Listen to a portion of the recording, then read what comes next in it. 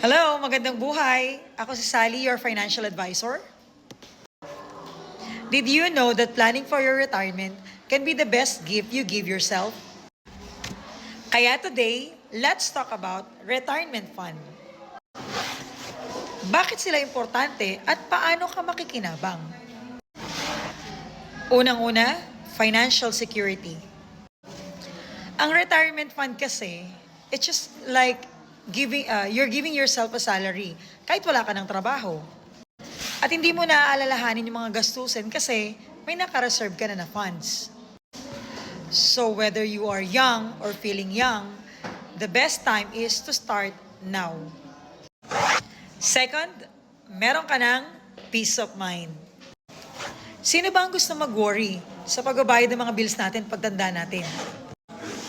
Kaya by saving in a retirement fund, you give yourself a peace of mind na magiging komportable ka in the near future. Parang future insurance na hindi mo kailangan intindihin araw-araw. At syempre, growth potential. Hindi lang basta-basta ipon ang retirement fund. Depending on the type of funds you choose. Tumutubo ang pera mo through investments over time. So paglipas ng panahon, lumalaki rin yung savings mo.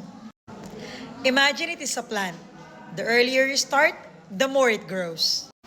Remember na ang pag-build ng retirement fund ay hindi overnight. Kaya the earlier you start, the better. Kahit maliit lang ang nasimulan mo ngayon, malaki yan pagdating ng panahon. So, start building your retirement fund now.